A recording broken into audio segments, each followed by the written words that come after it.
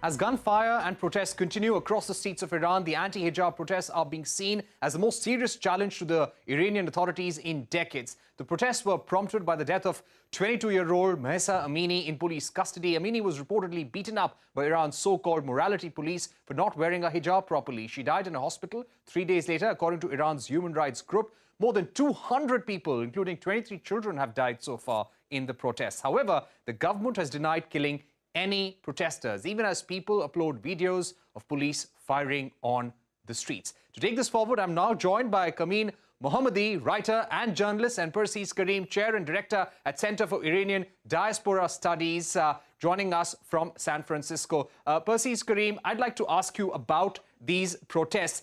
Do you think, and we've widely read that these are unprecedented, there have been protests over the last 2 decades, nothing of this kind. Will this force a regime, changes in the Iranian regime and their approach to women's rights?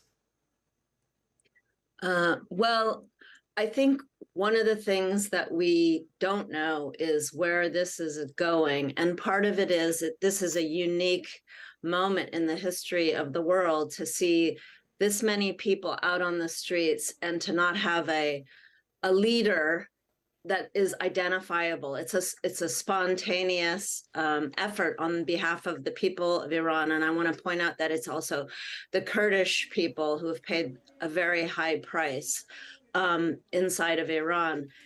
The thing that makes this a very unique protest is that it's led largely by women. Men have joined in, of course, but it was started by the death of Mahsa Amini in police custody. And in a way, her death is the spark for many other grievances against the Islamic Republic. And I think what's important to point out is that this is one of many protests that have occurred over the last 20 years, as you point out. But there have been many attempts to reform the laws, especially the discriminatory laws against women, over the years, and that failed. And many people feel that voting failed, that there has been little opportunity for Iranians to address their frustration. And then, of course, the economic situation in Iran as a result of sanctions, COVID, is another sort of fuel for what's happening on the streets. So I think while it's fundamentally about discrimination and what we call gender apartheid in Iran, there are many more people joining in because they see the regime as failing to address the people's needs, and also the absolute frustration with the repression that has occurred over and over again over the last 40 years.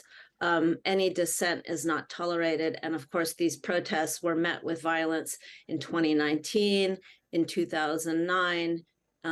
So it's not unique that they're meting out particular violence towards these protesters. What's unique is that people are resisting in an unprecedented scale. Okay. Absolutely. We have been seeing that happen, not just in Iran, across the world as well. Kamin Mohammadi, if I can get you in at this stage, Ayatollah Khamenei, the supreme leader of Iran, has blamed US and Israel for orchestrating these protests. He's made it clear that these protests will be dealt with severely. Do you think the Iranian leadership this time will be able to control these protests with a heavy hand? That's a good question. I think that they will try, and I think that what we have ahead of us is grim, because historically you can see that the Iranian regime hasn't been particularly shy about turning its brute force onto protesters. And the Green Wave movement of 2009, which was organized, which did have leadership, all the things that, as Persis said, doesn't seem to exist with this this particular set of protests. It took them 7 months to really effectively quash that movement. It wasn't just about the arrests and the killing in the moment. That was an operation, where they swept through anybody who had any connections, any links. So can they do it? they have the ability, I assume. But what is unique about these protests is that in spite of this, people are not going home. And I think what we're hearing is that the security forces are getting very exhausted. They're getting tired. You know, this has been going on for a month now. We're seeing anecdotally also some members of the police joining the protesters. We're hearing also that they don't necessarily want to turn this sort of violence and brute force against their own people. So certainly they can. Whether they will, of course, this regime has not ever really dealt with dissent in any way other than to kill, jail, and goodness knows what else. I mean, we've heard that a lot of the young people, the young girls who are being taken, and the average age, I want to say this, of those being arrested is 15. They're taking them to, you know, mental institutions for re-education. So it's very dark outlook. Right. Of course, a very dark outlook there. Persis, Karim, just to bring you in once again, do you think the sanctions, the international pressure at this stage is going to work on the Iranian regime? Or do you think if any change can be brought out, it can only be brought out by the Iranian women right now? Well, we know that the sanctions are part of what has brought people to this moment. The crushing inflation that has occurred inside of Iran is certainly part of people's frustration with their own government. I don't know how many more sanctions can be levied against the Iranian state. It's pretty sanctioned already. I think that my feeling is that it's likely that the people of Iran will determine the fate of their country themselves at a very high price. And that, in a sense, what they're responding to is the way that the regime is perceived by the outside world is also how they themselves perceive it as an oppressive regime, and that they have tried to compromise and reform it without success. So I don't know that the sanctions or further sanctioning, I know that, you know, the IRGC was already sanctioned, now the morality police, but will that actually have any effect economically? I seriously doubt that will determine this regime staying or going. I think really it's about people's will to affect some fissures inside of the establishment. We've already seen a little bit of that, as Kamin Mohammadi said, but also I think if there begins to be more killing of girls, of children, which there already has been, as we know from the young women who've been killed already at the hands of security forces. If there continues to be that kind of response, I think it will really determine what happens in terms of any disagreements at the highest levels of this regime.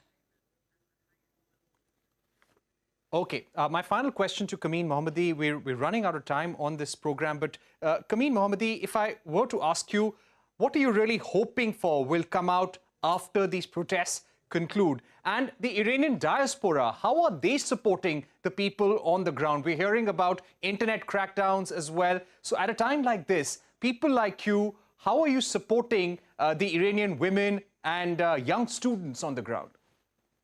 It's a really great question. Our hopes are, you know, the longer the protests go on, the more hope we have of some kind of lasting change. But I suppose in the first instance, while there is hope in seeing that people are taking some power and taking some space, and women particularly are saying no, enough.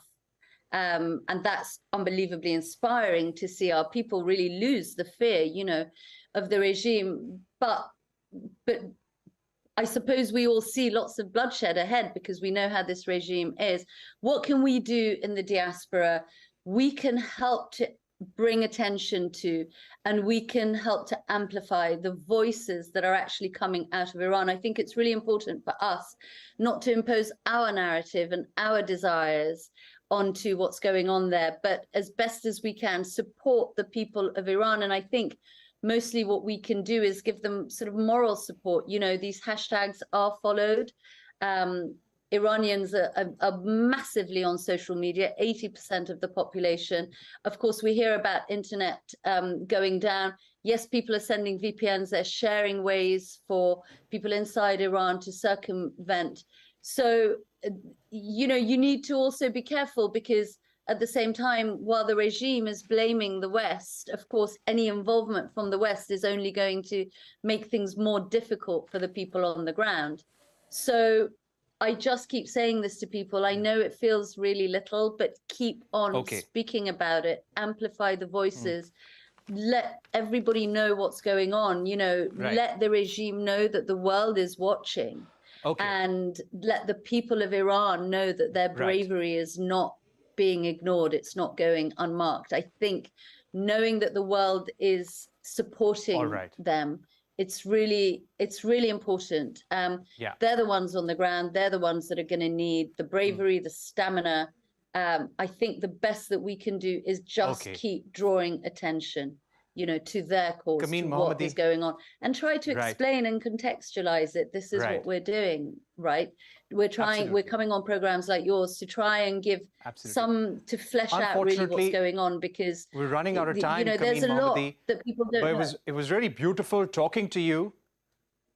Yeah, it was beautiful talking to you and Persis, Karim. We've run out of time, unfortunately, but we'll keep this conversation here on Global Eye on CNBC-TV18, because this is a story that the world has been watching very closely, and our thoughts and prayers with the Iranian women and children on the ground there. With that, it's a wrap on this edition of Global Eye. Thank you for watching. Goodbye.